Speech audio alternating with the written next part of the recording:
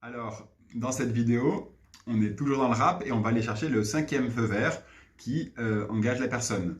Donc ce feu vert, il s'agit d'aller chercher un engagement à faire partie du groupe et à agir. Concrètement, ça va s'articuler, une fois n'est pas coutume, par une question, cette fois fermée. Une question qu'on répond par oui, par non. Du coup, est-ce que tu es d'accord pour faire partie de l'association, du groupe, du syndicat et agir avec les autres? On veut s'assurer qu'avec la conversion, on a quelqu'un qui est bien OK et motivé. C'est une étape un peu de clarification. On a imaginé, on s'est projeté dans les étapes précédentes. Là, on a ouvert dans les étapes précédentes. Là, on va fermer la conversation. Donc, je rappelle où on en est. On vient d'imaginer une action collective. On vient de s'emballer un peu dans l'étape du feu vert précédent. À ce moment-là, je vais dire à la personne ok, bon, mais c'est excellent, ce type d'action, c'est justement ce qu'on cherche à faire avec l'association ou avec le syndicat ou le collectif. Il s'agit en fait d'arriver à être nombreux et de mener des actions comme on vient juste de réfléchir pour faire bouger les choses et les injustices qui nous touchent. Comment ça marche ?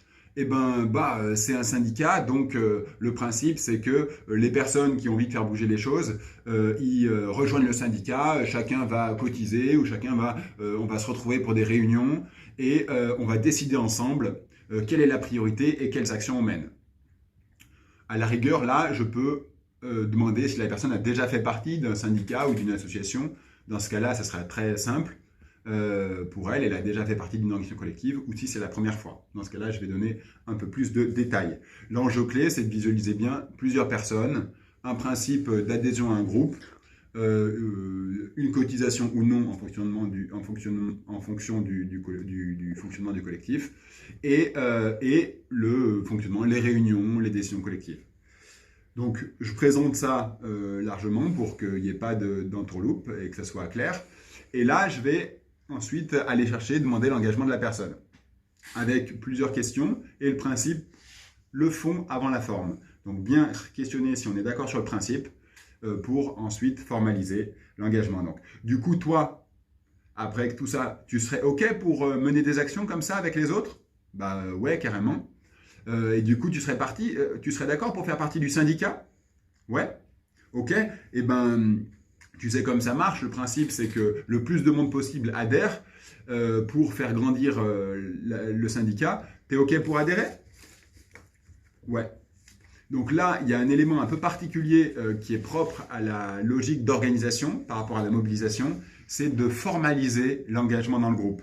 Donc on va toujours conseiller d'avoir un bulletin d'adhésion, un petit papier dans lequel on va écrire mon nom signé, de dire ouais, moi je suis OK pour faire partie de ça. C'est comme un petit contrat moral qui formalise l'engagement.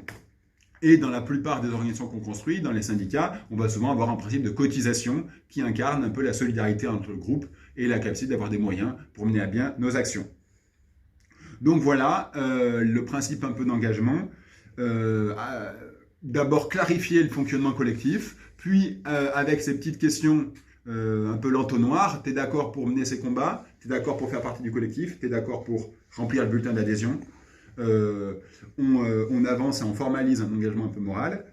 Et ainsi, on a ce qu'on appelle le 5e feu vert. La petite touche en plus qu'on rajoute, c'est l'engagement concret à agir. C'est dire, bon, du coup, une fois que la personne est membre, quand est-ce que tu serais disponible pour qu'on aille voir les autres voisins? Ou est-ce que tu connais les voisins? Oui, non. Si elle les connaît, on peut dire, tiens, quand est-ce qu'on pourrait faire une réunion, par exemple chez toi dans ton salon, dans lequel on discute de ça avec les autres pour voir qu'est-ce qu'on peut faire? On va essayer de conclure la conversation avec une petite mise en action concrète qui permet de montrer qu'on n'est pas là que pour parler, mais bien pour faire grandir la mobilisation.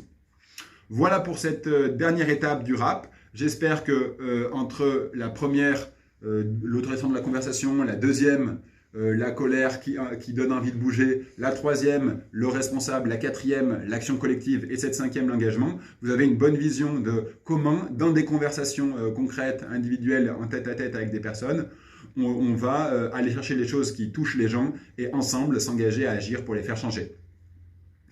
J'espère que ça vous a été utile tout ça. On se retrouve dans une prochaine vidéo pour les étapes ultérieures. Salut!